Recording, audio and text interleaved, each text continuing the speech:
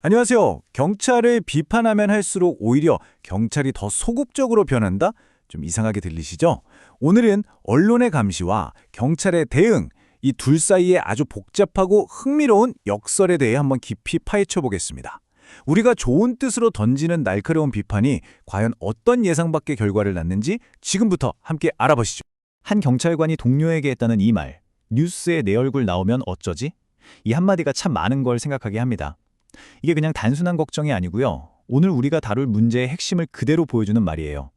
거대한 시스템의 압박이 현장의 경찰관 한 명 한 명에게는 바로 이런 현실적인 공포로 다가온다는 것. 우리는 보통 그렇게 생각하잖아요. 언론이라는 감시의 눈이 강해질수록 경찰도 정신 바짝 차리고 더 투명하게, 더 책임감 있게 행동할 거다. 그쵸? 마치 무대 위 배우가 스포트라이트를 받으면 더 연기에 집중하는 것처럼요. 그런데 과연 현실도 그럴까요? 오늘 살펴볼 연구는 우리가 너무나 당연하게 믿어왔던 이 생각에 아주 근본적인 질문을 던집니다. 오늘 이야기의 근거는 바로 이 연구입니다. 무려 737명이나 되는 대한민국 진압경찰을 대상으로 한 대규모 연구인데요. 연구진이 던진 질문은 간단했습니다. 언론의 비판이 경찰 활동에 대체 어떤 영향을 줍니까? 그리고 그들이 찾아낸 대답은 정말 의외였습니다. 개선이 아니라 오히려 위축이었어요. 자, 구체적으로 뭐가 어떻게 됐다는 건지 한번 볼까요? 우리가 기대했던 건 이거였어요. 비판을 받으면 더 투명해지고 책임감도 강해지겠지 하고요. 그런데 실제로 연구에서 관찰된 효과는 정반대였습니다. 오히려 더 소극적으로 변하고 어떻게든 논란이 될 만한 업무는 피하려는 경향이 강해졌다는 거죠. 이렇게 경찰관들이 스스로 한 발 뒤로 물러서는 현상, 이걸 연구에서는 소극적 경찰 활동이라고 부릅니다. 말 그대로 언론에 나쁘게 나올까봐 무서워서 꼭 필요한 적극적인 임무에서도 몸을 사리는 거예요. 연구자들이 이걸 뭐라고 표현했냐면 치안계의 조용한 사직이다. 와, 정말 딱 맞는 표현 아닌가요? 그런데 진짜 흥미로운 역설은 여기서부터 시작됩니다. 겉으로는 이렇게 움츠러들잖아요. 근데 경찰관들 마음속에서는 정반대의 현상이 일어났다는 거예요. 우리가 하는 일이 맞아. 저 사람들은 현장을 몰라서 그래. 이런 식으로 자신의 행동이 옳다는 내적인 믿음, 즉 자기 정당성은 오히려 더 강해졌다는 겁니다. 비판이 그들을 바꾸는 게 아니라 오히려 그들만의 생각 속에 더 갇히게 만든 거죠. 이 그래프를 보시면 이 기묘한 현상이 한눈에 딱 들어옵니다. 자, 여기 부정적인 언론 보도가 높아질수록 보세요. 경찰의 소극성을 나타내는 막대도 쭉 올라가고 동시에 내적인 자기 정당성 막대도 같이 올라갑니다. 겉으로는 움츠러들고 속으로는 더 단단해지는 이 역설적인 관계가 데이터로 증명된 겁니다.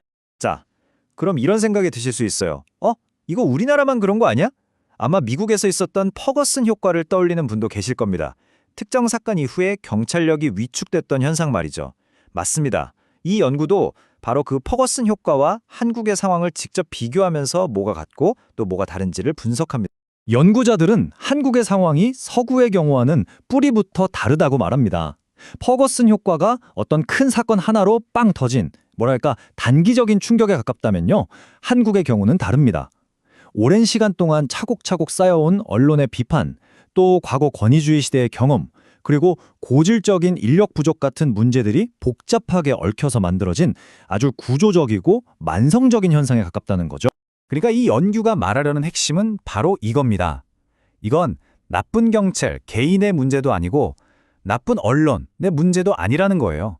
이건 외부의 비판이라는 아주 중요한 신호를 우리 시스템이 제대로 소화해내지 못하고 있다는 증거, 즉 시스템의 실패라는 겁니다. 누가 잘못했냐를 따지기 전에 대체 시스템의 어디가 고장난 건지를 봐야 한다는 거죠. 이 시스템의 실패를 설명하기 위해서 연구는 대응 중심 행정이라는 행정학 이론을 가져옵니다. 말이 조금 어려운데 쉽게 말하면 이런 거예요. 건강한 조직은 외부 환경이 변하거나 비판을 받으면 우리가 이걸 개선해야겠구나 하고 배우면서 적응을 해요. 그런데 건강하지 못한 조직은 이걸 그냥 위협으로만 받아들이고 문을 걸어 잠가 버린다는 거죠. 지금 경찰 조직이 후자의 모습을 보이고 있다는 게 이 연구의 분석입니다.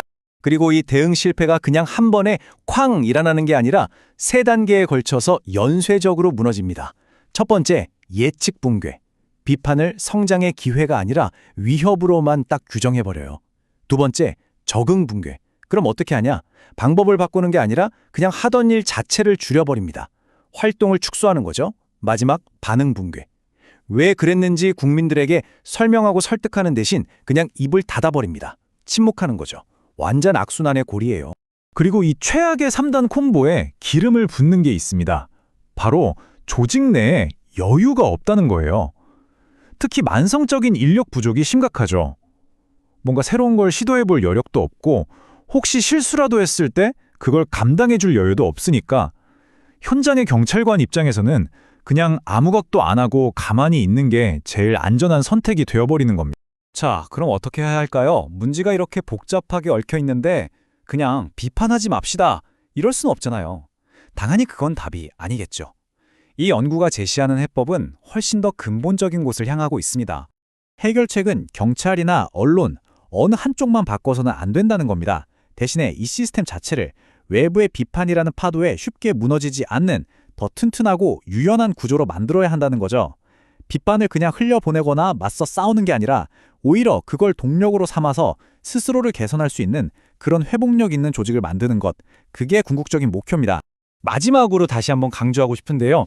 이 연구는 절대 비판이나 감시가 필요 없다고 말하는 게 아닙니다. 오히려 그 반대예요. 비판이 정말 중요하기 때문에 우리가 던지는 비판이 의도치 않은 역효과를 내지 않도록 더 현명해져야 한다는 메시지를 던지는 겁니다.